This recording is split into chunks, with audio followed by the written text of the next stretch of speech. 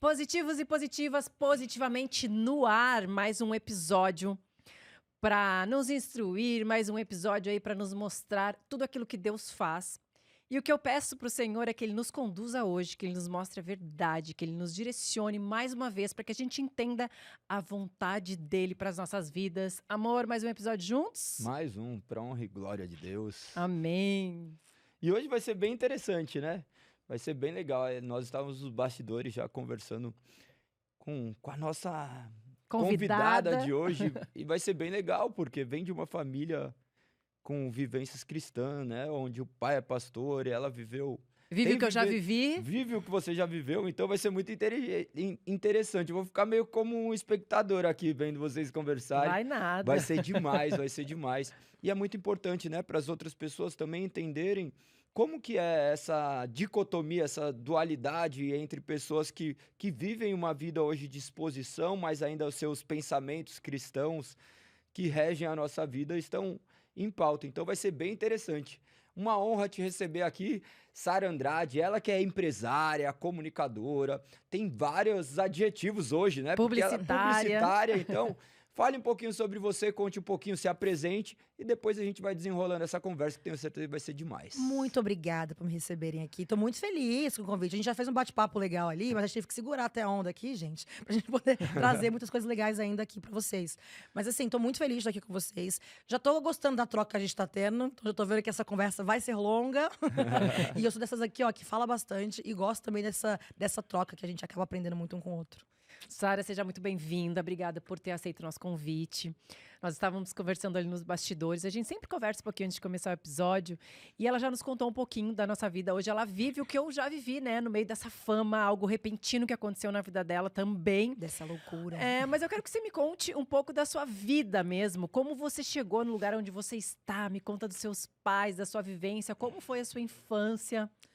Então, sou filha de um pai e mamãe que sempre foram muito presentes na minha vida, assim, que eu fui de uma educação muito próxima, principalmente da minha mãe. A mãe, ela foi minha melhor amiga, é minha melhor amiga desde criança. A gente se fala todos os dias, aquela aproximação muito grande.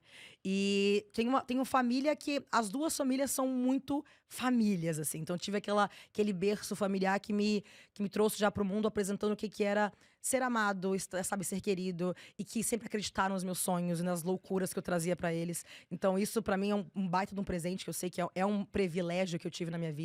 Principalmente, assim, em relação à minha mãe. Várias das vezes ela não tinha condições de me ajudar em alguma coisa aqui, outra ali.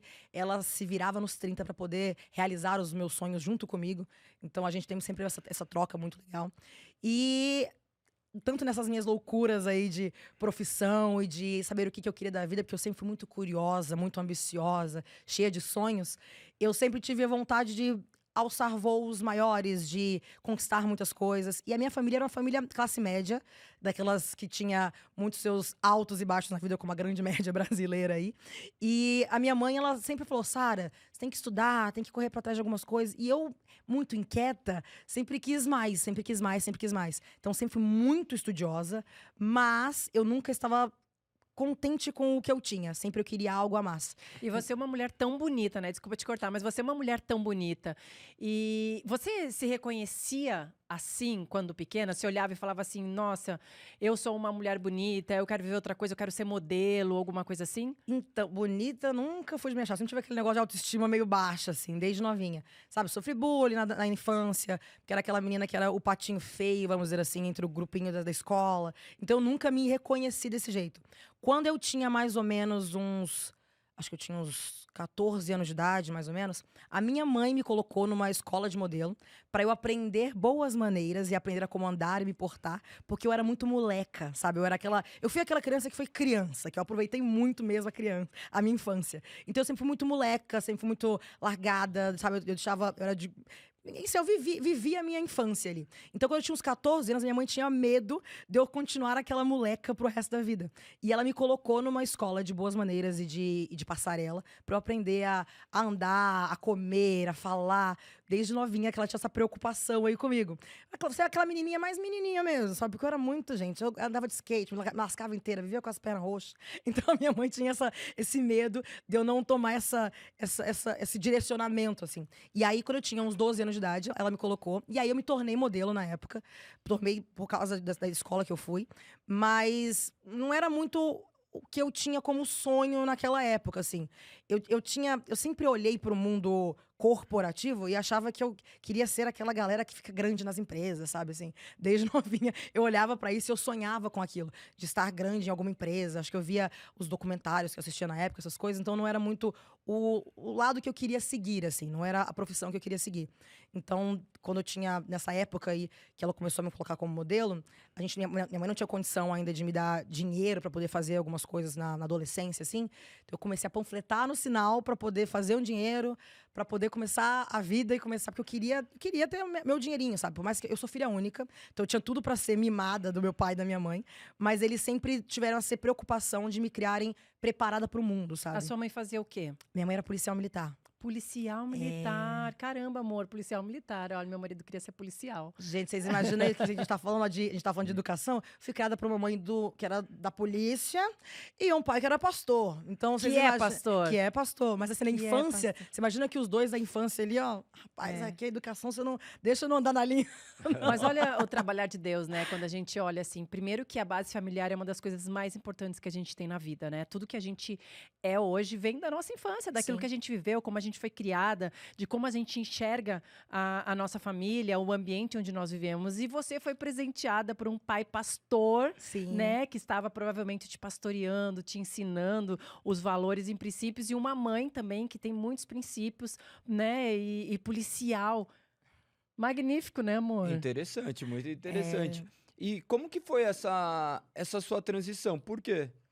O sonho de muitas mulheres é se tornar modelo. Então você teve acesso a isso e nunca se iludiu com isso.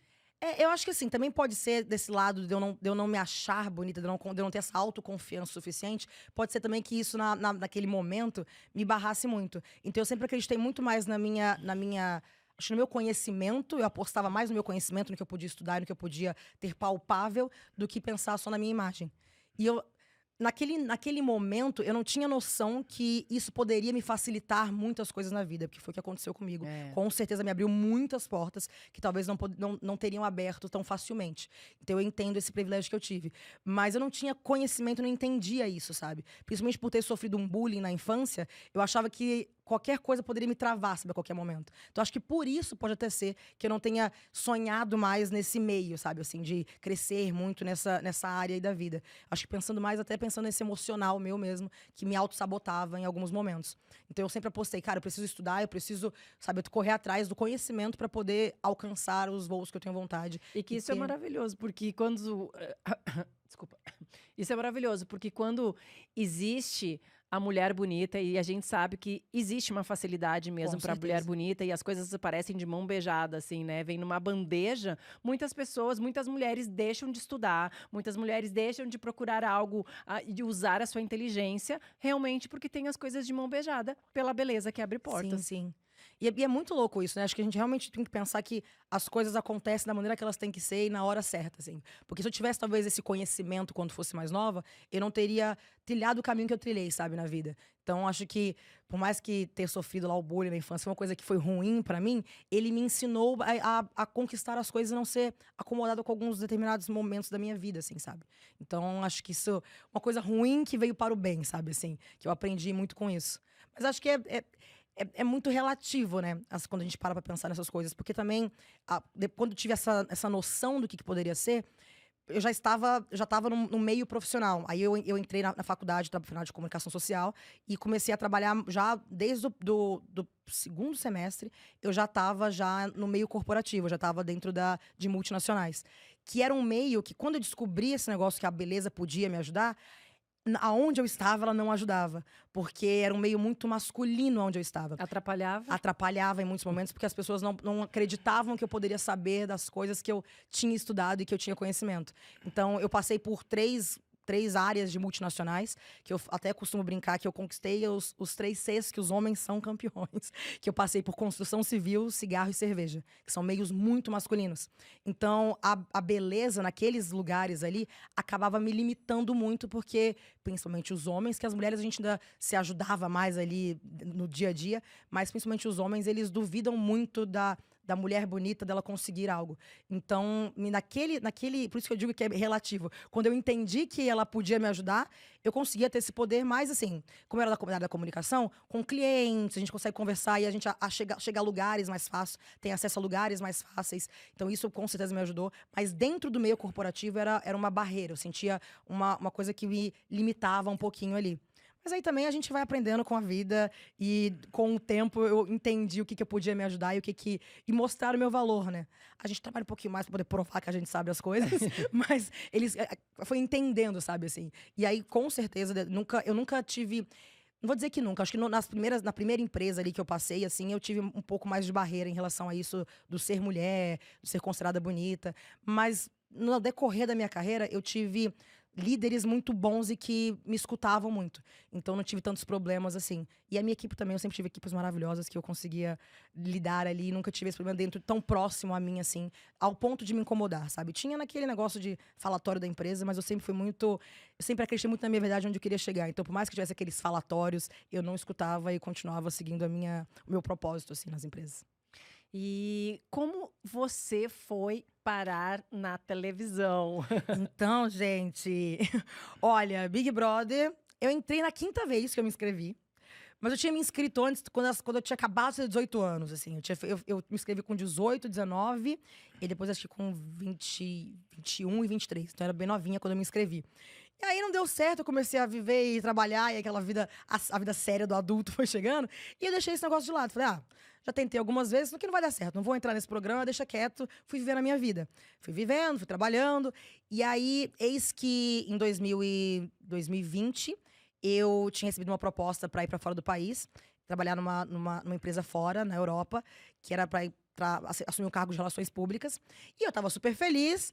Eu trabalhava nessa época na cervejaria, pedi demissão do trabalho onde eu estava, porque eu iria para esse outro trabalho que seria incrível para mim, para minha carreira. E eu realmente estava assim, realizando um sonho de conseguir um cargo legal numa empresa fora, que estava me colocando numa coisa que eu almejava, assim, sabe? Acho que desde muito nova tive essa vontade. E estava muito, muito empolgada, muito feliz. Eis que, infelizmente, aconteceu uma pandemia mundial e todas as fronteiras fecharam. O trabalho que eu tinha na empresa era uma empresa de eventos, então foi a primeira coisa que fechou e a última coisa que voltou a funcionar. Então, no início a gente ainda tinha aquela ilusão, né, de quarentena, 40 dias, né? A gente tinha aquela ilusão de que seria uma coisa rápida, mas infelizmente, a gente nunca imaginou, a gente nunca imaginou. Acho que duraria 2 anos. Hoje a gente parando pra pensar, parecia coisa de filme, né? Quando a galera falava, assim, a gente nunca imaginou que a gente ia viver o que a gente viveu. Então, naquele início, esse cargo até nessa empresa que eu ia trabalhar, eles foram adiando. Não, daqui 1 mês você vem. Daqui a 2 meses. Daqui a 3 meses. Olha, até que chegou naquele momento que, a gente não vai conseguir mais segurar a vaga pra você, porque a gente não sabe quando vai voltar a funcionar as coisas. A gente vai manter aqui a proposta, mas vamos ter que esperar agora o fim disso tudo pra poder entender o que vai acontecer da nossa empresa. E nessa brincadeira eu já tinha pedido demissão do meu outro trabalho. E eu fiquei assim, meu Deus, e agora o que eu faço? Pra onde eu vou? E aí, claro que eu comecei a disparar alguns currículos, mas tinha acabado de. Tinha tido uma edição do Big Brother, que foi a edição 20, que tinha sido uma edição muito, muito legal, que tinha bombado bastante ali. Falei, cara, vou me inscrever nisso. Quem sabe? Vai que, depois de tantos anos que eu me inscrevi, eu consegui entrar. E eu me inscrevi, eu tinha 29 anos quando eu me inscrevi no programa. Mas qual que era a sua motivação de ter se inscrito no programa? Era uma questão financeira ou era o sonho daquela menina de Então, 18 anos? quando eu entrei, eu queria visibilidade para minha área profissional. Como eu trabalhava na área de comunicação, eu tinha o intuito de sair de lá e poder escalar a minha profissão. Uhum. Então, eu que vim muito do meio corporativo, a gente sabe que uma hora você para, você vai subir nos cargos e uma hora você para ali naquilo dali, não tem muito para onde você crescer. E eu queria mais, eu queria poder falar com muitas pessoas, eu queria dar palestra, eu queria poder ir em eventos e falar sobre o que eu sabia, sobre a minha história. Então, a minha vontade de ir para o programa era ganhar visibilidade para poder ser reconhecida na minha profissão. Tanto que, se você olhar até aqueles videozinhos do programa, quando aparecem as carinhas da gente, eu até digo naquilo dali que um dos meus maiores medos é sair do programa com fama de ignorante. Porque eu tinha muito medo de eu não conseguir voltar pra profissão que eu tinha antes. Então, era um dos meus maiores medos, assim, na hora que eu me inscrevi no programa. E eu tinha medo, exatamente por esse negócio da mulher, de ter aquilo, daquele, sabe... O padrão, o estereótipo. o padrão que a galera olha. Naquela época eu tava loira ainda, agora eu tô morando, mas eu tava loira. Então, uma menina loira, bonita, família classe média. Eu tinha muito medo de me colocarem num estereótipo que eu não conseguisse voltar pra minha profissão.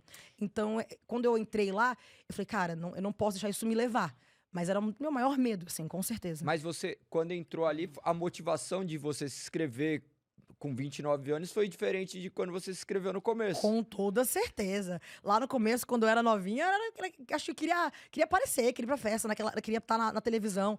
Quando eu tinha, se tem 20 e poucos anos, assim, eu não tinha nem noção do que era esse meio que eu me encontro hoje, assim. Então é muito diferente a cabeça. Se eu tivesse entrado com 18, 19 anos, gente, pelo amor de Deus, né? E o risco que corre, né? Qualquer pessoa que vai entrar pra televisão ou que entra para um reality show ou qualquer outra coisa que vá trazer fama, é muito fácil ela se perder daquilo que ela fazia. Sim. Porque, para quem ainda não viveu, a fama é algo muito grandiosa.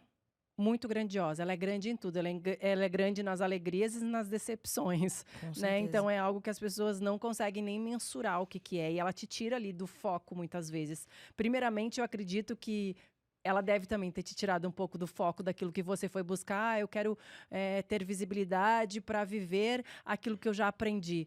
Naquele primeiro momento, nem que você queira viver aquilo, você não consegue. Sim. Não, como eu falei aqui, o meu intuito lá era escalar minha profissão. Eu queria dar consultoria, dar curso. Eu achava que eu conseguia, sei lá, sabe, assim, dar consultorias individuais para as pessoas, abrir turmas de, sabe, assim, eu não sei, a impressão que eu tinha, porque eu achava que a edição anterior à minha tinha sido muito boa, mas tinha sido uma coisa fora da curva e que não aconteceria de novo. A nossa é que realmente veio de novo e foi uma nova surpresa. Mas eu tinha essa ideia, vou dar umas aulas, vou começar a ganhar dinheiro com consultoria, porque aí eu coloco meu preço de acordo com que eu acredito do meu conhecimento. É um pouco diferente. Eis que eu saí do programa e a minha edição foi um recorde de audiência mundial, assim.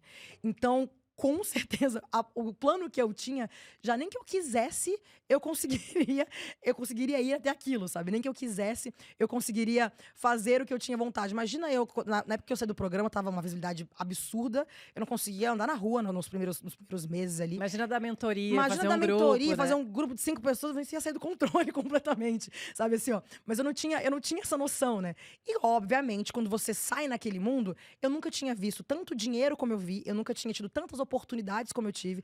Não tem como, acho que qualquer ser humano, ele dá uma titubeada quando ele vê aquele mundo de oportunidades seguindo na sua frente.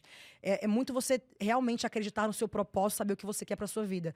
Porque eu demorei, acho que uns 6 meses pra começar, acho que assim, a baixar o êxtase do próximo programa ali, sabe? Pra você começar a voltar um pouco a... Pisar o pé no chão mesmo. acho que é o coração acalmar, pisar o pé no chão. Porque você sai naquela loucura, assim, num mundo novo. E não é algo aos poucos, né? Por exemplo, você ficar famosa através do seu trabalho, que você então. começou numa empresa e começou daqui um pouco... Vai crescendo. Não é vai- gradativa, não é é- da não noite é. pro dia, né? Simplesmente é da noite pro dia Eu entrei mesmo, por uma né? porta, ninguém sabia quem eu era. Quando eu saí por aquela porta, todo mundo sabia quem eu era. Então, assim, isso é muito louco. Para as pessoas aqui fora, talvez elas não tenham tanta essa consciência, porque elas viram o programa desde o primeiro dia e elas foram me conhecendo gradativamente. Mas eu não conheci o público como eles me conheceram, que foi, né, daquela forma... Foi muito doido, assim. Acho que quando você sai daquela porta, e aí você chega no hotel, aquele povo gritando, e os carros, aquele povo batendo na porta, você, gente, eu fico assim, ó, meu Deus do céu, o que eu fiz, assim, ó. Será que estão gostando ou me odiando? Não, né? e é o maior medo que a gente tem, né? Assim, assim que a gente sai do programa, assim, quem será quem sou eu? O que tá acontecendo? Será que o povo gosta de mim? Será que o povo não gosta de mim? Por eu ter uma noção já de comunicação, quando eu saí do programa e eu vi a quantidade de seguidores que eu tinha, eu me dei uma respirada. Que eu Você falei, bom, tinha quantos seguidores quando você saiu? quando eu entrei eu tinha 15 mil, e quando eu saí com 6,9 milhões. E aí, quando eu sei que eu vi o 6,9, eu falei, meu Deus, bom, alguém deve gostar de mim. A gente tem mais de 6 milhões de pessoas que estão me acompanhando ali. Então agora eu entendo o que tá acontecendo. E eu tive altos e baixos no programa. Eu até falo que eu fui de amada, odiada, amada, odiada. Eu tive uma linha lá dentro muito de altos e baixos, assim.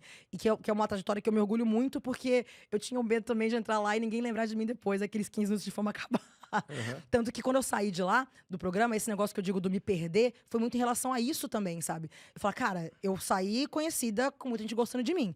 Legal, mas e aí? O que eu vou fazer disso? Então eu abracei todas as oportunidades que apareciam pra mim, principalmente financeiras, porque eu queria ganhar dinheiro, eu queria poder aproveitar aqueles 15 minutos de fama pós-programa. Então, segurei aquilo dali, a mãozinha da galera e falei, vamos lá. Só que com 6 meses pós-programa, começa a bater a parte do coração mesmo. Eu não sei se com todos foram assim, comigo aconteceu muito isso, de eu começar a entrar num quadro de depressão. Sabe? Porque eu não me reconhecia no mundo que eu estava, sabe? O que eu estava fazendo. Eu era influenciadora, mas eu ficava influenciadora, mas influenciadora de quê? O que eu estou influenciando na vida das pessoas? Qual que foi a parte boa e a pior parte desses 6 meses? Nossa senhora, acho que foi tanta coisa, tanta coisa. Mas Se você pudesse resumir em uma palavra. muito louco, mas assim, é o se sentir sozinho, mesmo tendo muita gente do seu lado. Então, isso acho que é uma das piores coisas que tem, é você ver muita, muita, muita gente ao seu lado. Mas cair a ficha de que se fosse em outra situação da sua vida, aquelas pessoas não estariam ali. Então, isso é muito ruim. Você sentir... E é passageiro, né? E é passageiro. Você sentir que você tem muita gente, mas não tem ninguém, sabe assim? Então, é um misto de emoções muito grande. Cara, ainda mais quando a gente sai o meu programa foi um programa que deu uma repercussão muito grande. Então, quando você sai, imagina que eu tinha muitas pessoas que eram meus ídolos, que eu era fã, que eu admirava o trabalho. E quando eu saí, todos eles queriam estar perto de mim. Eu falei, caramba, pessoas que eu admirei minha vida inteira, agora elas querem estar próximas de mim, elas me admiram de alguma forma. E eu fui muito inocente em relação a isso. Eu não tinha essa maldade de que aquilo dali era porque naquele momento eu estava no hype. Eu não tinha essa malícia mesmo, assim. Eu acho que por eu ser desse meio corporativo, eu não estava acostumada com essa vida pública, eu não entendia como funcionavam as coisas. É uma ilusão, a gente nem enxerga, a gente fica A gente cego não para enxerga, outras coisas. A gente não enxerga. Eu não tinha essa noção de como seria. E aí você ir se decepcionando com algumas pessoas e você, sabe, o cair na real ali é muito, muito complicado, assim. Nesse momento que você se sentiu sozinha, em algum momento você voltou para sua infância e na sua relação com Deus, você conseguiu fazer esta ligação? Com toda certeza. Eu sempre fui, desde novinha, muito de mentalidade, de acreditar que eu consigo conquistar as coisas que eu quero, que eu consigo chegar onde eu quero de acordo com o que eu emano para o universo, assim, sabe? Com as coisas que eu peço para Deus, sempre tive uma conexão muito forte com Deus. Então eu sempre tive, assim, muito essa mentalidade clara do que eu queria. E, inclusive, uma das coisas que eu tenho, que eu falo muito nisso em relação, se a gente olhar na Bíblia, no livro de Abacuque, é a história de um homem que ele duvidava que Deus poderia realizar os desejos dele. E em Abacuque 2:2 diz que você tem que colocar os seus sonhos em tábuas para que as pessoas, mesmo que correndo, elas consigam enxergar aquilo dali. E Deus acontece, ele coloca as coisas na hora certa e realizando as coisas na hora certa. E eu demorei muito a entender isso. Eu sempre fui daquelas que tinha aquele negócio de quadro dos sonhos, porque eu acreditava nisso, que eu tinha que colocar os meus sonhos naquilo dali para poder alcançar eles. Então, eu sempre tive desde novinha. Tudo que eu tenho hoje, quando eu olho, eu, de fato, pedi a Deus, eu mentalizei aquilo e eu consegui conquistar. Isso de um Instagram com milhões de seguidores era uma vontade que eu tinha. Isso de palestrar e levar o meu conhecimento para outras pessoas era um sonho que eu tinha, e que estava ali em imagens, e eu olhava para aquilo e tentava mentalizar aquilo. Quando eu saí do programa, eu me perdi completamente em relação a isso. Porque tinha tanta coisa acontecendo ao mesmo tempo que eu esqueci. Literalmente eu esqueci. É muita oferta, né? A gente recebe muitas coisas. Eu lembro, e eu sempre comento com as pessoas que na minha época, assim, a gente chega no camarim, quando a gente vai encontrar pessoas, tem tantas coisas que a gente olha e fala, o que é isso, né? Tipo, a gente desacredita Não, naquilo que está vivendo e nós começamos a viver uma ilusão Total. e viver no mundo irreal. Não, e assim, é por isso que tem você também que vem desse meio aí.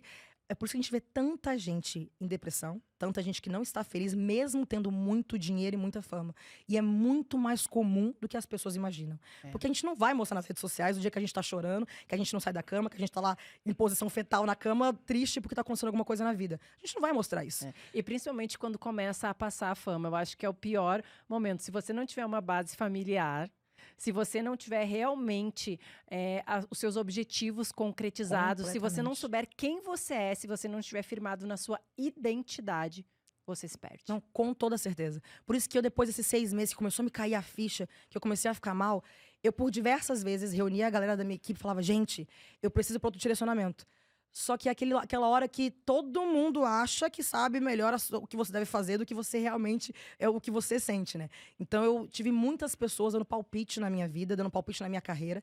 E eu me deixei levar, porque eu era nova nesse meio, eu não entendia pra onde eu iria. Então, por diversas vezes eu falava, não, eu quero voltar a falar de marketing, era o que eu tinha, o sonho que eu tinha antes. E as pessoas, mas isso não vai dar dinheiro, e você vai ter que ficar engessada, vai ter que fazer alguma coisa desse jeito. Olha as publicidades que estão aparecendo, olha esse meio. Só que eu nunca fui uma pessoa feliz mostrando a minha vida pessoal 100%, porque é muita gente apontando e achando que te conhece, principalmente depois de ter participado de um reality show que as pessoas te assistem 24 horas por dia, elas acreditam na cabeça delas que elas têm o conhecimento de quem você é. E não, elas não têm esse conhecimento.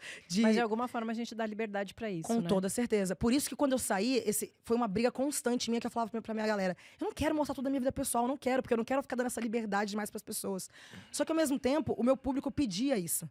E aí é aquela hora que você fica assim, meu Deus. Você se torna refém de um algoritmo. Escravo do algoritmo. Total. E aí, quando eu só tive coragem mesmo, assim, de falar, não, eu vou fazer o que eu quero. Cara, eu acho que foi 1 ano e meio depois que eu tive a coragem de peitar e ter essa consciência de deixar o meu ego de lado também, porque você vira total refém do algoritmo, deixar o meu ego de lado, entender, bom, eu vou perder alguns seguidores aqui para ganhar em qualidade aqui do outro lado. Então eu tive que entender isso. Mas no início é muito difícil. É difícil também porque você também precisa da monetização disso, né? Então, a questão que chega um momento que daí dinheiro se torna só dinheiro porque você já conquistou o dinheiro e você vê que isso daí não é o que te move mais, Total. E assim, acho que eu só tive coragem quando eu entendi que a minha vida financeira me conseguiria segurar por um tempo até eu conseguir também vir com um novo posicionamento. Então, acho que é só por isso que eu também tive coragem. Também não é sair que nem louco fazendo as coisas, né? Não Você teve um, Tanto que eu acho que planejamento. Por isso que eu demorei. E eu sempre fui muito dessas que eu falei. Eu sempre fui muito visual e estratégica, desde nova. Desde os meus sonhos, eu colocava eles ali. E para cada sonho, eu sempre coloquei estratégias de como realizar eles. Então, isso para mim, depois, no programa que eu comecei a realizar o que eu queria fazer, falei, tá, eu quero fazer isso, mas eu começava, e eu via que começava a cair seguidor, começava a cair visualização, eu parava e voltava de novo. Meu Deus, e daí dá um desespero. Nossa, dá muito desespero. Quando a pessoa fica refém, dá desespero. Gente, dá desespero total. Tanto que eu acho que umas 3, 4 vezes eu tentei parar e voltava. Eu ia parar e voltava. Porque eu ficava com medo. Eu falava, e agora? Querendo ou não, a gente vai vindo nesse meio. E eu me acostumei. Eu não vou ser hipócrita. O dinheiro traz muitas coisas boas. Eu me acostumei com algumas coisas que ele me trouxe, não só pra mim, como pra minha família, como pras pessoas que trabalham comigo. Que eu falava, cara, eu tenho... Tem pessoas que dependem de você. Exatamente. Eu tenho famílias que estão dependendo de mim hoje. Então, mas assim, como é que eu isso vou... não é muito diferente do que acontece com a grande maioria. Por quê? As pessoas hoje, se olharmos a rede social sobre um olhar desprovido de sentimentos, nós vamos ver isso, que pessoas começam a postar alguma coisa e falam assim, nossa, isso daqui deu engajamento, e começa a fazer a mesma coisa. Então você se torna um refém em troca de um like. E querer copiar os E outros, quer né? copiar. Exatamente. Então, na verdade, nós estamos vivendo cópias e faltam pessoas autênticas, né? E a gente fica muito refém do dinheiro. Pior do que não ter dinheiro é ter dinheiro e perder ele. Sabe? Porque eu, na época que eu não tinha dinheiro, eu era feliz, não sabia o que era uma vida boa. Depois que Sim. você tem a vida boa, você não quer perder de jeito nenhum. Então você começa a fazer coisas contra os seus princípios e os seus valores para manter aquilo. Sim, com certeza. Cara, eu me via, às vezes, não falando assim, mas assim, por exemplo, esse negócio do influenciar, eu sou influenciadora de quê? Eu falava, eu ia muito nesse negócio das trends, né? Ah, porque agora a dancinha tal, daquela música tal, tá fazendo trend. Já tinha lá eu que fazia dancinha pra poder viralizar, porque... Gente, eu nunca fui de dançar, sabe assim, ó. E quando eu me vi fazendo aquilo, falei, meu Deus do céu, não é que esteja errado, mas até essas pessoas que dançam, elas têm que ter um propósito daquilo dali, fazer um planejamento daquilo dali, pra elas conseguirem se manter na mídia por causa daquilo dali. Então você pode ver que a grande maioria das pessoas que são estouradas por causa de dancinha são bailarinos. Eles não são pessoas que chegaram ali, vão começar a dançar do nada e é isso. Só aqueles que são muito ruins, que daí viraliza e fala assim, nossa, mas que da hora. Aí vai para da comédia, vai pra outra coisa. Assim. Então até os que são grandes hoje por causa da dança, eles se tornaram bailarinos, porque eles chegaram a um momento que eles viram que eles tinham que criar um nicho naquilo ali pra eles, se profissionalizar naquilo. Por mais que a gente esteja na internet, não é terra sem dono. Todos nós que estamos ali, a gente tem que ter um planejamento pra se manter na mídia, senão você não consegue se manter ali. Seja na área da comédia, seja na área da dança, seja numa área do marketing, qualquer lugar que você vai, você tem que procurar o seu nicho e de fato continuar estudando e aperfeiçoando naquilo dali. E mostrar a sua verdade, né? Mostrar a sua verdade mesmo. Olha que legal, você com tanta informação assim, você dentro de um jogo, né? Você imaginou que ia ganhar. Por óbvio, você tinha traçado sua estratégia para ganhar. Ninguém entra lá para falar assim, eu vou ali participar. Sim. Como foi suas frustrações, assim? Porque você vê que as coisas estavam caminhando e fala assim, meu, mas o que eu tô fazendo não dá certo. Porque não depende só de mim, tem um monte de pessoa votando. Olha, eu vou te dizer, pra ser bem sincera, quando a gente entra falando, eu vou ganhar, eu vou ganhar, eu vou ganhar. Entrei pela porta. Primeiro dia, a gente sentou na cozinha, eu lembro, assim, todo mundo na mesa, pra se apresentar, pra cada um contar a sua história. Na hora que a gente sentou, que eu escutei a história de cada um, falei, lascou, não vou ganhar isso aqui. Não tem Não história tem uma triste. história triste. Eu falei, meu Deus do céu, tipo assim, por mais que a gente, todos nós temos histórias de superação e dificuldade na vida, não dá pra comparar histórias. Então, cada um tem uma vivência diferente. Cada um, sei lá, às vezes pra uma pessoa quebrar a unha é o fim do mundo. Às vezes pro outro é passar fome. Então, assim, a gente não pode nem comparar algumas coisas. E eu olhava e falava, bom, sofri muita coisa, mas o que eu sofri não sei se compara com algumas das histórias que eu tô escutando aqui. E aí é a hora que você já começa a cair dali já, aquele negócio do tipo, da certeza de que você vai ganhar. O importante é participar. Não, aí quando eu entrei eu falei, meu Deus do céu, agora eu tenho que pelo menos vir aqui pra fazer história, pra pelo menos ser lembrada e eu conseguir sair daqui bem, com a minha imagem boa e conseguir fazer história de alguma forma. E aí você vai vivendo aquilo dali, por mais que eu por ter vindo da área da comunicação, obviamente eu entrei com muitas estratégias, já pensando em algumas coisas. Mas ali dentro é vida real. São pessoas reais. Então cada um tem uma cultura diferente, uma educação diferente. Então quando você começa a conversar com cada um e entender como é que é a perspectiva de vida de cada um, você não consegue mais manter aquilo que você consegue. A máscara. É a máscara, acho que nem a máscara. A estratégia, o planejamento. É o planejamento. Porque o planejamento sai do planejado quando você tem outras pessoas envolvidas no seu planejamento. E que não fazem parte ainda do seu planejamento. Eles não sabem qual que é o meu planejamento, não tem como. O meu planejamento é destruir seu planejamento. Exatamente. Quando eu falo máscara, é porque quando a gente monta essa estratégia, a gente quer mostrar pro público aquilo que a Sim. gente quer que o público veja da gente. Eu já participei de um reality, a gente entra pensando assim, eu só vou mostrar as minhas melhores coisas. Exatamente. Só que chega lá dentro, você esquece que tem câmeras. Total. Dá 15 dias, Então, você começa a isso viver que é uma vida legal. normal. Você tem essa consciência, assim como eu, que a gente esquece das câmeras. a Não, gente esquece. vida O normal. povo pergunta pra mim, não tem como. Você fala, gente, a gente esquece. A câmera é gigante, tá lá desse tamanho. Mas a gente não vê ela faz parte da decoração depois de um tempo. É, e se a pessoa fez fofoca lá dentro, você pode ter certeza que ela faz fofoca aqui fora, que não é um personagem, porque você não consegue manter aquele personagem por muito Nossa, tempo. Total. Que nem tanto que assim, eu saí de lá com o personagem que colocaram pra mim, foi a espiã. E, gente, eu sou daquele jeito aqui fora. A minha mãe é policial militar, como eu falei. Não, já Ela- faz. Só de olhar um pouco, eu não sei como foi sua participação, não Sim. assisti, mas daí já é natural da sua Então, profissão e da sua personalidade. Eu saí de lá, que o público me colocou com uma fama de espiã, porque eles aqui de fora eles falavam que eu conseguia entender o jogo, ler o jogo lá de dentro, como as pessoas estavam aqui fora. E eu me colocava nos lugares, tentava dar uma escutada aqui, outra ali, tentar entender o que é por fora da situação. Me fazia de besta muitas das vezes e sentava na roda de conversa ali, como se fosse a bobona que não tá entendendo o que tá acontecendo. Mas eu sou daquele jeito aqui fora. A minha mãe me educou dessa maneira, pra eu ficar sempre atenta às coisas ao meu redor.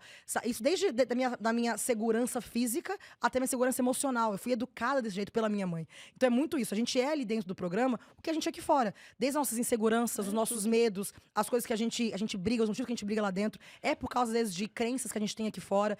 E assim, tá tudo bem. É a gente, é como ser humano. Todo É a mundo melhor erra, coisa. todo mundo acerta. Mas é exatamente o que você falou. A gente, cara, o pessoal fala, porque as pessoas ali dentro, elas são personagens. Não tem como. Não tem como ser Não, personagem ninguém é personagem. 24 horas por dia.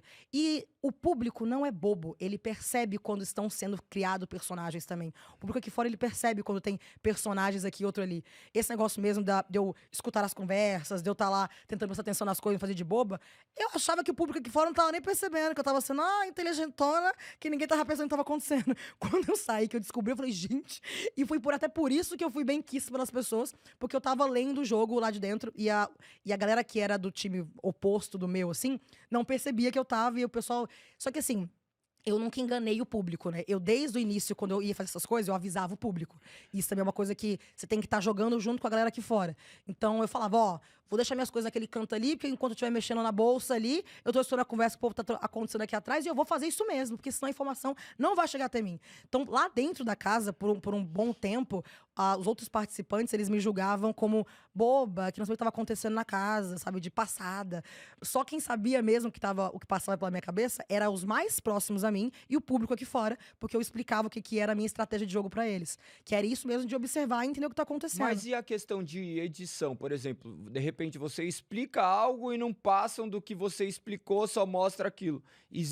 Você acredita que existe esse tipo de coisa? Existe. Não querendo ou não, é uma novela da vida real. Tudo que a gente fala ali é real, isso é fato. E, gente, não tem script, não existe isso de script. É tudo real mesmo e a gente fala aquelas falas. Às vezes o que acontece é poder ser tirado de um contexto porque a fala é cortada, vamos dizer assim. Então, às vezes, tanto que acho que, de fato, quem acompanha o programa num pay-per-view consegue entender melhor como é o nosso sentimento do que quem só assiste o corte que vai no programa naquele determinado horário. Porque tem os cortes, então às vezes você fala uma frase aqui que pode dar muita audiência, é óbvio, ele é uma televisão, eles querem audiência, eles vão colocar aquela frase cortada e vai colocar para poder, de fato, atrair mais público e virar aquele boom que acontece nos reality shows todos, assim. Acredito que em qualquer reality show, pode ser desde de uma Fazenda ou de um Big Brother, ou até um programa que seja mais empresarial, assim, um Shark Tank ou um Aprendiz, então, assim, qualquer reality show tem que pegar umas frases aqui que dão mais audiência e colocar. É um programa As de televisão. frases de impacto, né? É um programa de TV, né? Tem que chamar a atenção do público, a gente tem que deixar o público ali. Então, querendo ou não, isso acontece, com certeza. Eu não tinha... Acho que eu estudei pouco o programa, porque tem muita gente lá dentro que tem essa consciência, tinha melhor do que eu, por exemplo, que aproveitava o ao vivo pra falar muita coisa. Porque o ao vivo não tem corte, realmente é ao vivo e o público tá vendo ali. Eu ainda não tinha essa malícia que eu criei depois de participar. Então, acho que eu tive outros colegas de confinamento, por exemplo, que usavam melhor essa tática. Hoje, eu entendo isso. Tanto que quando vem alguém falando pra mim que vai entrar em algum reality, já falo, aproveita o ao vivo. Porque é a única hora que você tem certeza que a sua mensagem vai chegar pras pessoas. Então, tem que aproveitar aquilo dali. Eu não tinha essa noção quando tava lá dentro. Mas acontece, não tem como eu ter esse negócio do... E esse convívio, né, essa experiência que você teve, que ela é grandiosa, né? Você viver com tantas pessoas diferentes, né? Vidas diferentes, e a gente saber respeitar o espaço do outro. Isso acrescentou porque você vive hoje, para suas palestras, por tudo que você está fazendo? Total. Eu acho que, se a gente até pensar nessa trajetória do herói, assim, né? Como a gente diz, assim. Seu storytelling, né? Meu storytelling, ele com certeza faz parte disso. Eu tinha uma vida que eu achava que já tinha tido altos e baixos, até entrar nesse mundo que é completamente diferente e ter algumas quedas que eu não imaginava que eu teria. Então, dentro do programa, eu fui de muito amada a muito odiada, a amada de novo. E quando você sai e você vê que tem gente que te ama verdadeiramente e gente que te odeia verdadeiramente, é muito louco isso, assim. E você não tem como aquilo ali não entrar pra você passar isso pros outros e tentar explicar de alguma forma. Incomoda mais ter uma pessoa que odeia do que ter 10 mil que te ama, né? Total, gente. Total. Como essa energia negativa, essa coisa, né, afeta o nosso emocional. Eu acho que por eu ter ainda isso da mentalidade muito desde novinha, muito intrínseca dentro de mim, que eu era muito mesmo positiva, sempre olhava o lado bom das coisas, sempre fui muito isso, assim, desde criança. E me ajudou um pouco pós-programa. Porque quando eu via as pessoas falando mal, as pessoas me atacando, eu olhava assim e falava, gente, mas pra que eu vou me preocupar que esse povo tá falando mal de mim? Eu nunca tive tanta gente falando que me ama, tanta gente falando que eu mudei a vida delas de alguma forma, que uma palavra que eu falei pra elas mudou a vida delas. Pra que eu vou me importar com essas pessoas? O que eu tentei mudar na minha trajetória pós-programa ali, que eu acho que me ajudou muito, é que no início eu tinha muita curiosidade de saber o que as pessoas falavam de mim. Mas, graças a Deus, eu rapidamente consegui virar essa chavinha em mim. Então, em menos de 3, 4 meses, eu já não lia nada que me fizesse mal. Então, por exemplo, nas redes sociais, que a galera ataca muito a gente, assim. Página de fofoca, quando eu saía, eu não olhava comentário. Eu não olhava. E pós-programa, eu saí em página de fofoca por 90 dias seguidos. Foi 90 dias seguidos eu saí em página de fofoca, com todos os tipos de notícias. A maioria coisas que distorcendo falas minhas, ou coisas ruins mesmo, assim. Então, foi muito difícil. Mas eu não lia as mensagens. Até hoje, as minhas redes sociais, eu tenho gente comigo que me ajuda a filtrar isso pra eu não ter acesso. Não ter acesso. Como eu sou muito do mental, eu acredito que se eu ficar olhando aquilo dali, aquelas coisas ruins, aquilo dali vai trazer pro meu interior e vai se tornar uma verdade pra mim também. Então eu não quero saber daquilo dali. Eu não quero. Eu prefiro viver a minha bolha do que eu sei que eu tô com os meus amigos e com a minha família. Blindar a sua mente. Exatamente. É deixar isso blindado, porque senão a gente enlouquece. A gente enlouquece mesmo com os comentários negativos das pessoas. Qual que é o seu propósito hoje?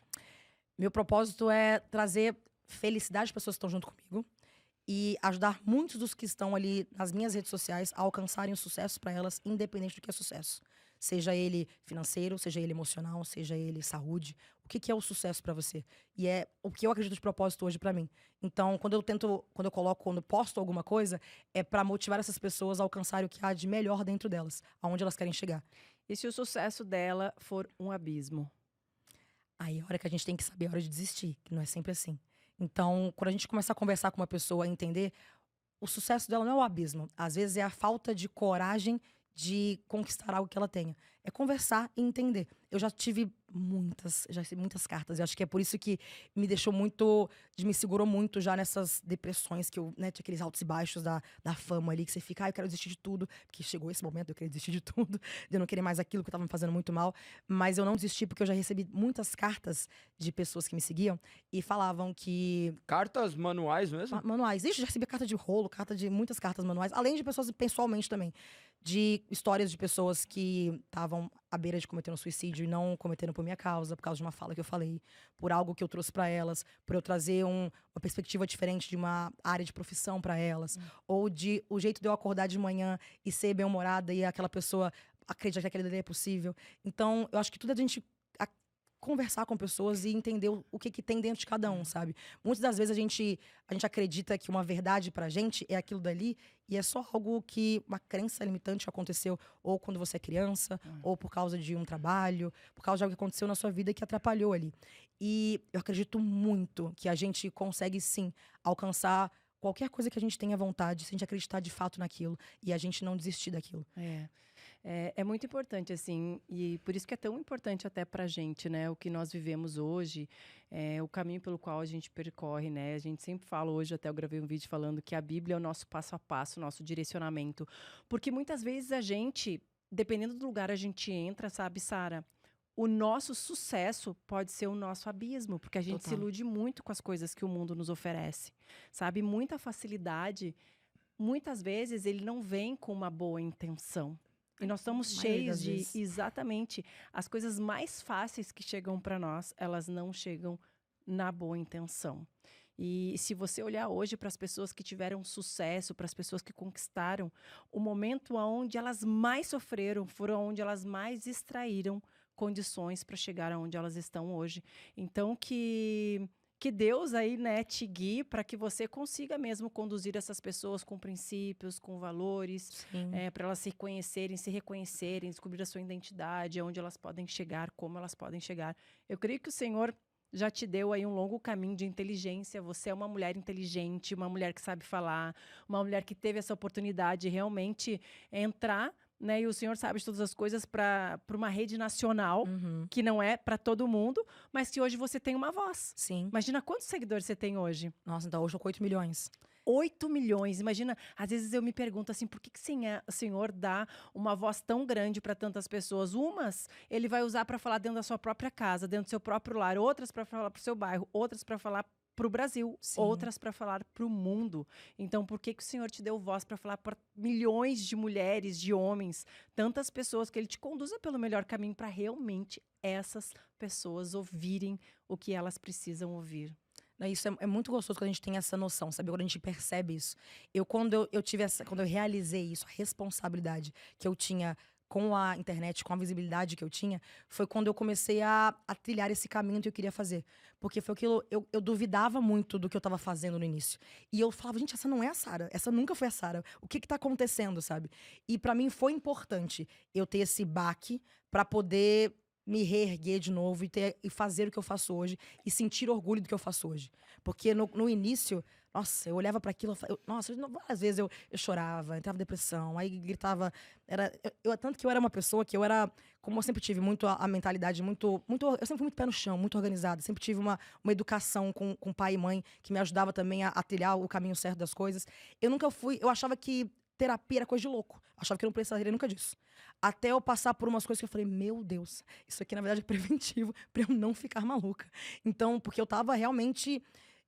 Se perdendo em si mesmo. Exato. Nossa, totalmente, totalmente. E pra mim, hoje, eu acho que a minha grande realização pessoal é ter a certeza de que eu sei quem eu sou e aonde eu quero chegar. Porque por um tempo eu fiquei muito perdida das coisas. Mas onde a Sara encontrou quem ela é? Eu encontrei o meu propósito exatamente nisso de levar a palavra para as pessoas de alguma forma. Do que eu conseguia levar para elas. Quando eu comecei a palestrar e dar eventos, eu tinha muita insegurança porque eu não... Falava, mas eu vou falar o quê? As pessoas vão querer me escutar? Agora, ainda mais se eu participei depois de um reality, ninguém vai dar credibilidade para mim. E até que eu, conversando em terapia, foi que falou, Sara, você simplesmente vai falar sobre a sua história, o que você viveu, as suas experiências, seja pessoal, seja profissional. E com isso, eu tenho certeza que muitas pessoas vão se identificar com você, vão escolher te escutar e vão trilhar caminhos parecidos com os seus ou não, por causa da experiência que você contar para elas. E aí, quando eu entendi isso, eu falei, bom, então eu tenho consciência de quem eu sou, tenho consciência do que eu já fiz na minha vida e o que eu posso ajudar elas. Eu entendi que eu podia ajudar muito nessa área do marketing a princípio, porque era a minha carreira profissional. E de um tempo para cá, depois de muitos relatos de escutar das pessoas, foi que eu vi que a gente motivar as pessoas também a encontrar esse propósito delas era muito importante. E aí eu comecei a focar mais nisso de um tempo para cá. Porque é tão gostoso quando você escuta as pessoas te dizendo... combustível. Nossa, eu acho que vale mais do que qualquer coisa na vida. É quando você escuta essas pessoas falando, Sara, você mudou a minha perspectiva de alguma coisa através do que você falou. Daí você começou a entender a cabeça do seu pai pastoriano. Total. Tanto do meu pai quanto da minha mãe, assim. Então, tipo, você entende isso e dá até mais valor, né? Essas coisas, assim, de educação e de quem fez você quem você é.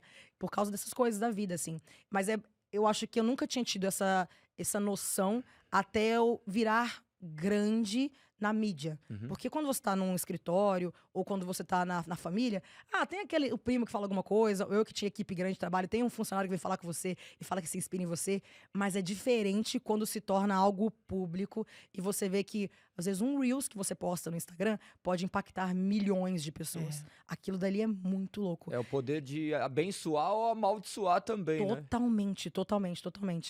A gente tem um poder na mão, por isso que é muito inteligente entender que a gente tem uma responsabilidade em relação a isso. Porque tem muita gente que, se eu falar alguma coisa, ela vai seguir o que eu falar. Então, tem que tomar muito cuidado com o que eu tô falando ali, porque, de fato, impacta muitas vidas. Então, nossa, eu vejo algumas pessoas na internet, às vezes, falando algumas coisas que me dá até um... Mas você acha que o fato de você ter isso é seu? Ou você acha que foi ali trabalhado desde que você nasceu? Como você consegue enxergar o gerenciamento dos seus pais na sua vida? Porque a gente só começa a entender o gerenciamento dos nossos pais quando nós começamos a amadurecer. Você não tem filho ainda, então você ainda não tem essa perspectiva ainda, depois que você vai ver que nós estamos fazendo pequenas construções. Como que você se depara com isso hoje, com essa realidade do que seu pai construiu na sua vida? Seu pai, sua mãe, a sua família construiu na sua vida? Porque você falando, é muito legal ver pessoas falando assim que vêm de famílias estruturadas, Sim. porque não é uma realidade. Mais do que a metade da população vem de famílias completamente destruídas. O índice de divórcio no nosso país é alarmante. Em menos de 5 anos, 80% dos casamentos se tornam divórcios. Então, você vem de uma família estruturada, com princípios cristãos. Eu falo que eu vim na família estruturada porque tanto meu pai quanto minha mãe, eles tinham muita noção da filha que eles estavam criando ali e me colocaram no caminho certo. Mas a minha família, acho que como qualquer outra família do Brasil, tem muitas coisas que foram muito complicadas no decorrer da minha vida ali. E, por exemplo, meu pai e a minha mãe, eles só foram se casar quando eu tinha 25 anos de idade. Então, eu não tive o meu pai presente na minha vida. Por mais que ele sempre me amou muito e sempre tentou me ajudar muito ali, a minha mãe, na minha criação, eu nunca tive ele presente na minha vida. Só que eles foram aqueles pais que nunca falou mal do outro dentro de casa. Eles nunca me colocaram no meio de um fogo cruzado, sabe? Se eles tiveram essa inteligência emocional junto comigo. Isso, graças a Deus. Mas eles não moravam na mesma casa? Não. Só que eles nunca foram... Eles namoraram durante mais de 30 anos. Entendi. Só que como um namoro de adolescente, vamos dizer assim. De altos e baixos, que às vezes eles estão juntos, às vezes eles não estão, às vezes eles brigam, às vezes eles não estão. Sabe assim, até que... Mas eles nunca deixaram de estar juntos, pensando principalmente em mim. Os dois, eles sempre pensando muito na Sara e na minha criação, eles sempre estiveram juntos. Então, eles demoraram a se casar, acho que por coisas de cada um dos dois, assim, por terem, acho que até acreditarem em coisas diferentes da vida. Mas eles sempre Vai ficaram... dar um podcast você com seus pais agora em casa, porque a gente entrou no assunto que você Meu fala assim, Deus. deixa eu ver como que... Não é nem isso. Mas é porque é isso. Eu sempre, por eu ter a minha mente muito... Isso é uma coisa que eu agradeço muito à minha mãe por isso. Quando eu tinha mais ou menos uns 14 anos de idade, a minha mãe ela teve muita dificuldade de me criar, porque eu tinha uma tia com autismo e uma avó idosa, que minha mãe cuidava delas duas também, além de mim. Então ela criou nós três. E teve meu pai também, que teve alguns altos e baixos na vida, que ela até brinca de vez em quando, que ele também foi um filho para ela em vários momentos. Então, a minha mãe, ela teve muita gente como responsabilidade de criar, vamos dizer assim. Então ela fala que eu, por ser filha dela, foi a que menos dei trabalho. E a que menos ela precisou se preocupar. Mas é porque, desde muito nova, da maneira dela, ela tentou me mostrar algumas coisas. Então, a minha mãe, desde nova, ela já me deu uma Bíblia para ler. Ela me dava livros que pudessem, livros de autoajuda e de autoconhecimento para eu ler. E aí, por isso, eu sempre fui muito curiosa em saber como funcionaria a minha mente e aonde eu queria chegar, por causa daquelas coisas que minha mãe me deu ali. Talvez eu acho que é muito também... Eu não sei se a gente nasce com isso, mas eu tinha curiosidade. Eu não era aquela pessoa que pegava o que eles me davam e jogava na gaveta e nunca mais olhava. E eu, por ter essa mente muito bem trabalhada, eu entendia que cada um deles tinha um papel na vida um do outro, assim. Tanto a minha avó, a minha tia, minha mãe, meu pai. Então, todo mundo tinha um papel na vida um do outro para poder se ajudar ou para poder sair e... Entendendo a complementariedade do Exatamente, ser humano. mas é por eu ser, desde os meus 12, 13 anos de idade, estudar muita coisa sobre neurolinguística, sobre mentalidade, sobre a Bíblia, sobre suas crenças. Eu sempre fui muito curiosa, muito, desde nova, assim. Até hoje, se a gente falar alguma coisa aqui que eu não sei o que é, eu vou abrir um Google ali e vou tentar pesquisar pra entender o que é aquilo. Porque eu sempre tive isso desde nova comigo. Aí eu já não sei se é porque eu nasci ou se é a minha educação que me ajudou a fazer isso. E aí, por eu ter uma família que tinha muitas coisas envolvidas, eu me preocupava muito em não dar trabalho aos meus pais, porque eu achava que eles já tinham trabalho suficiente. E daí você morou, então, com a sua mãe grande parte da sua Sim. vida. E quando ocorreu essa... Por quê? Então, seu pai não era pastor ainda, ele se tornou pastor depois.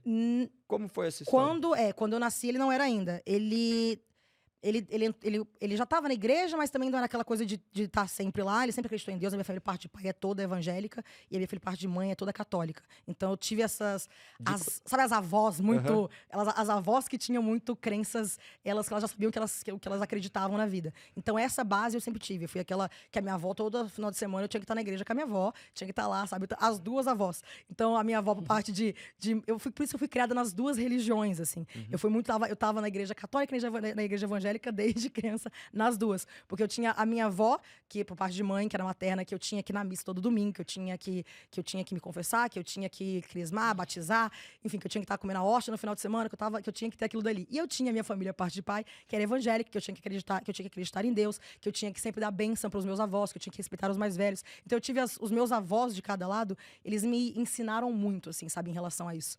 Mas no dia a dia, eu tinha, por eu entender de estudar muito, sabe, o conhecimento, eu entendia que eles tinham os problemas deles, eu não podia dar esse problema para eles, assim, na vida. E aí eu ficava assim... Tanto que eu acho que eu amadureci muito nova, sabe? Eu fui forçada a amadurecer muito nova para entender. O meu pai, ele não estava na igreja ainda assim que eu nasci, ele estava naquela vai, não vai, mas os pais dele sempre puxando ali. E aí, eu acho que ele se tornou pastor, que eu fui ver, eu já estava adolescente já. Quando ele foi de fato estar na frente da igreja, né? Você sentia falta dos seus pais estarem casados? A gente sente quando criança, assim, né? Mas depois de um tempo, eu acho que eu aprendi. acostumou? Como eu nunca tive na infância isso, pra mim não era o normal. Então, como não era o normal, Você desconhecia eu aquilo, desconhecia aquilo. Eu não sabia o que era ter um pai e uma mãe dentro de casa, porque eu nunca tive. Então, pra mim, era uma coisa que era o comum, sabe? Aquela coisa da criança que ter a inocência de achar que todas as casas são igual à sua, sabe? E a gente até se convence de que aquilo é normal pra não sofrer. Total. E tanto que eu vejo que na vida, aquele negócio, quando a gente começa a aprender muito sobre isso, a gente acaba que normaliza muitas coisas que não deveriam ser normalizadas. O que era normal vem de norma, né? Se torna comum. Então a gente chama de normal aquilo que é comum. Exatamente. Mas assim, e depois de muito também trabalhar isso, de Gente, ela aquelas que esses negócios de imersão, encontro de igreja, desde os meus 14, 15 anos eu tava em imersão mais pensando no lado mental mesmo, Uhum. e outras mais de religião desde nova. Então, fui em Você foi todas. guardada até fui, aqui. eu Você fui, foi líder de célula, você fui- contou pra gente que você fui. foi líder de célula. foi quando eu tinha ali mais ou menos uns 14, 15 anos, Você eu acho. ministrava nas células. Sim. Comecei na Nossa. igreja bonitinho, fui lá na igreja, depois vai crescendo, entra no ministério. Aí eu fui entrando numa célula de uma pessoa, aí virei co-líder, aí virei líder, foi naquela construção, assim. Então eu já tive essa. Eu fui, olha, Você eu traz sempre. isso pra sua vida hoje? Com certeza, com Você certeza. ora, você é uma mulher de oração? Sou. Todos os dias eu converso, tenho minha conversa com Deus, todos os dias. Todos os dias, antes de dormir, pra mim é o meu cotidiano, sabe assim? Eu sou daquelas que todos os dias eu converso com Deus. E quando as pessoas falam pra mim que elas não acreditam em Deus, eu acho muito louco, porque eu já tive experiências pessoais, e eu digo até coisas palpáveis, não só no meu mental, que eu tive provas de que existe algo maior que nós e que tá ali pra poder querer o bem da gente, e a gente, sabe, ajudar outras pessoas. Porque eu acredito muito que a gente tem que ajudar o próximo, sabe? Porque eu já tive experiências comigo na minha vida pessoal que me provaram isso. Então, e olha que eu nunca procurei essa prova. Tanto que, assim, pra mim, era inquestionável que Deus existia. Mas eu fui curiosa. Eu fui em todas as religiões que vocês imaginaram, eu já fui em todas pra poder entender como funciona cada uma. Então, desde das mais tradicionais brasileiras aí, que é o catolicismo e os evangélicos, até já fui em budismo, que é uma coisa que não é muito comum, porque eu queria entender como é que funcionava, eu queria entender como que é. E quando você, na verdade, vai estudar todas as religiões e entender, todas elas acreditam num mesmo Deus. Às vezes dá um nome diferente para cada um para cada um desses deuses que a gente vê nas religiões. Eles dão nomes diferentes. Perspectiva, né? Mas todas as religiões vão ter pessoas ruins e todas vão ter pessoas boas. Isso vai muito do ser humano, sabe? E a gente está apto a errar, a gente está ali para aprender também. E nós somos humanos. Então, qualquer religião que você for, vai ter gente que vai querer o mal. E qualquer religião que você for, vai ter gente que vai querer o bem. Mas todo mundo acredita num Deus que está ali pelo nosso bem e para propagar o bem. Então, a gente, claro, cada um com a sua crença, cada um do seu jeito de acreditar nisso, mas existe um Deus para todos eles que eles. E a gente é uma coisa do ser humano também, né? A gente tem essa necessidade da gente acreditar em algo maior. Não, assim. é muito importante a religião na formação de uma pessoa. A questão que, lógico, né? Depois, principalmente a crença protestante, né? Nós falamos que nós não podemos convencer um ser humano. Sim. Quem convence o ser humano é o Espírito Santo. Para toda religião existe um Deus. O homem busca Deus de certa Total. forma, mas nós falamos do cristianismo muito pelo contrário. O homem não podendo se achegar até Deus, Deus se fez homem e veio até o homem. Então, a grande diferença da visão cristã para qualquer outra crença é justamente de um Deus que se encarnou Sim. e veio resgatar o que o homem não poderia. Então, a perspectiva é muito diferente quanto às outras crenças. É muito válido. Eu também tive várias visões quanto a religiões, mas quando a gente se depara com o cristianismo, é um terreno palpável, né? Porque todas as crenças se partem de uma subjetividade. Sim, e sim. nós temos um manual que fala assim, calma aí, você crê nisso daqui? Então, calma aí. Então, a gente parte de um pressuposto onde é único. A gente pode até ter discordância quanto a ponto de vistas, mas no fim tá ali, objetivo. Sim. As outras crenças são crenças subjetivas que poucas vezes poderão palpar, sedimentar um terreno para que a gente possa andar. E você foi sedimentada na palavra, tanto que você falando assim, a maturidade é justamente disso. E você se deparar com algo discrepante, né? Que olha aí a sua vida que você viveu e a vida dos seus pais. Sim. Porque para mim era justamente uma pessoa que foi criada com os pais e ver a maturidade dos pais de criarem filhos assim, é louvável. E ainda mais você ver esse desfecho maravilhoso Sim. e eles estarem casados hoje. Como que é a sua emoção de depois de um tempo viver isso? Por quê? Por que eu te pergunto isso? Porque eu venho de relacionamentos destruídos. Eu tenho 2 filhas de relacionamentos diferentes e eu tenho plena convicção das feridas que Sim, são deixa, causadas com certeza. dos meus filhos e que não participam da nossa casa assim diretamente, embora morem com a gente, essa relação de pai e mãe, um próximo ao outro, você não viveu isso. Sim. Mas como que é a sua emoção de depois de um tempo olhar e falar assim, meus pais estão casados? Me explica. Então, acho que é um misto de emoções, assim. As minhas famílias, parte de pai e de mãe, eles, por incrível que pareça, por mais que sejam famílias muito religiosas, até por isso que a gente estava conversando ali antes, eu tive muito a crença na minha vida que talvez as religiões pudessem dividir as pessoas. Porque eu tinha 2 famílias que eram extremamente religiosas e elas tinham preconceito com a religião uma da outra. Então, dentro da minha casa, quando eu era criança, eu estava muitas vezes as minhas avós atacando uma a outra por causa da intolerância religiosa. E isso é muito louco. Por isso que eu acho que eu tive tanto essa... É muito ruim, né? É muito ruim, porque eu ficava... Eu não entendia, sabe assim, o que era o certo e o que era o errado. Era uma criança. Então, e eles tentavam, cada um deles, sabe, me colocar na religião deles, tanto que por isso que eu ia nas 2 religiões desde novinha, porque eles queriam me colocar no que eles acreditavam. E, graças a Deus, as 2 famílias acreditavam em algo bom e queriam propagar o bem e o meu bem também. Mas é confuso pra criança, assim, naquele momento. E eu tive famílias que eram muito uma contra a outra. Eu tinha, literalmente, uma família que não conversava com a outra. Era o meu pai e a mãe que era o elo que conectava essas 2 famílias dentro de casa. Então, quando eles foram se casar, isso, acho que até partiu mais do meu pai do que da minha mãe, depois, quando ele foi querer casar. E a mãe sempre teve o sonho de casar, e meu pai também. Mas o sonho maior era do meu pai, de casar e de ver a família dentro de casa. E assim. até a mãe começa a adormecer isso daí, porque você vê que o sonho não se realiza, é o primeiro instinto de defesa. Eu não queria tanto assim. Mas é exatamente isso. Exatamente. Mas aí hoje eu acho muito gostoso de ver que eles batalham mesmo como qualquer outro casal que tem os seus problemas dentro de casa, é diferente quando eles estão juntos na mesma casa, sabe? Porque antes foi o que eu falei, eles namoraram a vida inteira, tá? Nunca deixaram, cada um tava vivendo loucamente a vida. Não, eles sempre estiveram juntos. Só que era diferente, sabe? Quando cada um tem pra onde voltar, assim, é diferente de você resolver a vida no dia a dia e conversar através de uma conversa, algum do tipo. Então, acho que até eles também, acho que amadureceram depois de adultos, depois de ter uma filha adulta, quando eles foram morar juntos e aprender o que era isso de conviver juntos. Porque eles também não sabiam como era isso, sabe? Então, eles também cresceram muito com isso. E eu tava ali já adulta, foi quando eu nem morava mais com eles, na verdade, na época que eles resolveram se casar e se unir, já nem morava junto com eles. Mas aí, por exemplo, eu tava com a minha mãe agora, Dia das Mães, eu tava em Brasília, que eu sou de lá, já tava com meus pais dentro de casa. Então agora é diferente, eu vou pra uma casa onde tem os 2, coisa que antes eu não tinha quando era... Você acha estranho? No começo eu achava estranho, porque... Sabe quando você não enxerga uma pessoa... Não tá acostumada. Não tá acostumada, sabe? Eu tive um contrário, por exemplo, de pessoas que são pais separados. Eu tive o contrário, sabe? O meu choque foi o contrário. Foi entender que eles começaram a entender que a vida que eles tinham agora tinha que ser vivida a 2.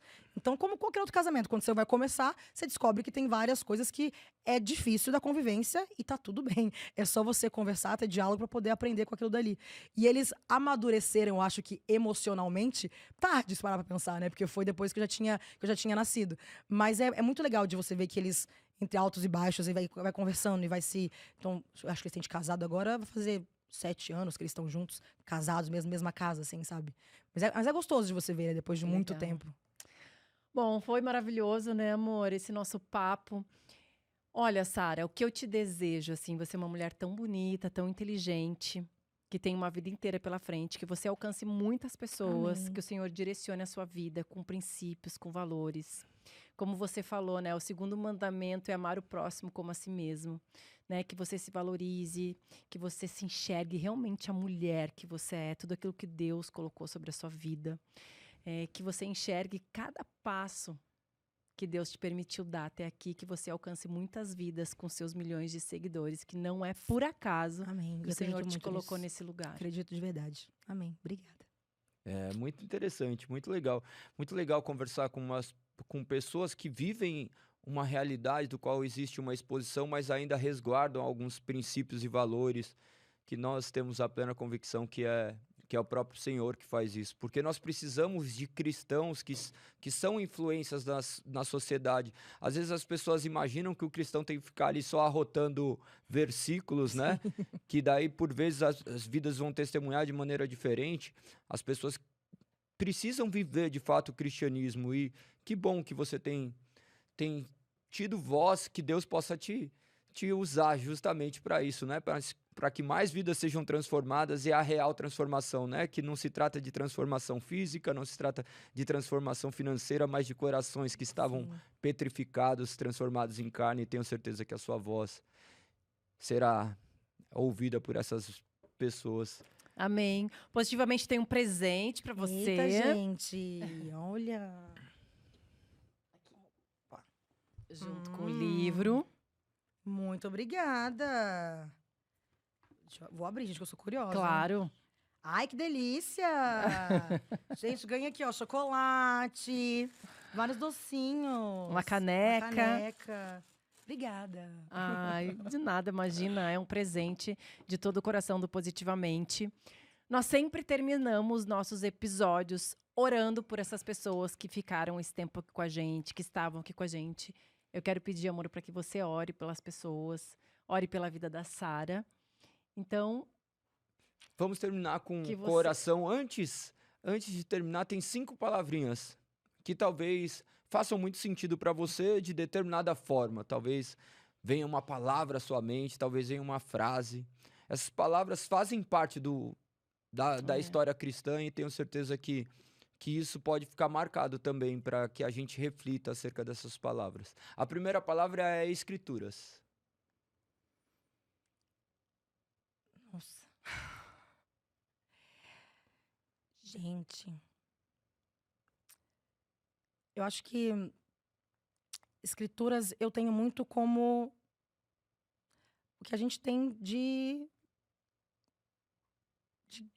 da Bíblia, do que a gente tem, sabe? Do que a gente de fato tem ali o nosso manual da vida, né? Perfeito. perfeito. A segunda palavra é graça. Ah, meus pais. Terceira palavra é fé. Quando eu penso logo em fé, eu já penso em Deus. Mas se eu tiver que colocar isso de uma forma palpável, é a gente não duvidar, às vezes, do que a gente tem no nosso, sabe, no nosso bem interior, sabe? Que, de certa forma, é Deus, né? De certa forma. Quando eu coloco a palavra fé, eu já penso em Deus, mas eu acredito que é o que a gente tem no coração. O lado bom que a gente tem dentro do coração. A quarta palavra é Cristo. Salvador, A última palavra é Deus. acima de tudo. Perfeito. Amém. Maravilhoso. Um enorme prazer ter vocês aqui conosco. Que esse episódio possa te trazer reflexões importantes acerca da sua vida, que você possa se espelhar na vida de pessoas que também vivem essa vida cristã, que você possa olhar para o seu interior e verificar como está essa situação neste presente momento, para que Deus traga lucidez e ilumine aquilo que antes estava escurecido. Vou terminar com Amém. uma oração, que você que está na sua casa possa ter esse momento de reflexão, esse momento de oração. Talvez você não tenha um hábito de orar. A oração muitas vezes trata de simplesmente falarmos a Deus aquilo que está guardado dentro de nós, a qual Ele já sabe, mas simplesmente proferimos em palavras, numa conversa, uma conversa simples, uma conversa direta, aonde nós temos a plena convicção que Ele nos escuta e Ele é fiel o suficiente para realizar aquilo que sequer podemos imaginar. Às vezes não encontramos nem palavras para expressar. Senhor, nós te agradecemos. Amém. Agradecemos por este momento, agradecemos por essas vidas que estão aqui escutando uma oração. Que o Senhor possa iluminar esses corações para que venham crer na sua soberana verdade. Que eles possam escutar a sua verdade para serem de fato libertos e crerem que existe um caminho diferente, existe esperança, existe salvação, existe restauração. Que eles possam olhar para o seu passado e encontrar as suas próprias falhas, as quais hoje geram dores, mas que o Senhor possa entrar com remédio e providência para que essas dores sejam carregadas por ti, Senhor. E nós cremos que o Senhor pode fazer isso e direcionar a uma vida com propósito, uma vida com significado. Nós oramos também, Pai, por todos os casais que estão escutando essa oração hoje, Pai. Traga restauração, traga cura, traga entendimento. Para todas as famílias que hoje se encontram distantes, Pai, que traga harmonia mesmo mediante a distância. Que os seus filhos possam ser educados e fortalecidos naquele que é a única rocha e fortaleza, que é Cristo. Nós te agradecemos por este episódio e te pedimos, Pai, nos abençoe e tenha misericórdia de nós. Essa é a nossa oração em nome de Cristo Jesus. Amém. Amém, amém. Sara, obrigada por ter aceito o nosso convite. Que o Senhor te abençoe muito e você possa passar tudo aquilo que Ele colocou dentro de você para falar a outras vidas. Amém. Obrigada, gente. Eu amei Amém. bate-papo. Obrigada. E até o próximo episódio. Ó, não esquece de compartilhar esse episódio, não esquece de curtir e não esquece de deixar o seu comentário aqui embaixo, porque a gente lê, a gente vai te responder e saber o que você está passando e deixar aqui também o seu testemunho. Um grande beijo, até o próximo episódio. Beijo! Beijo!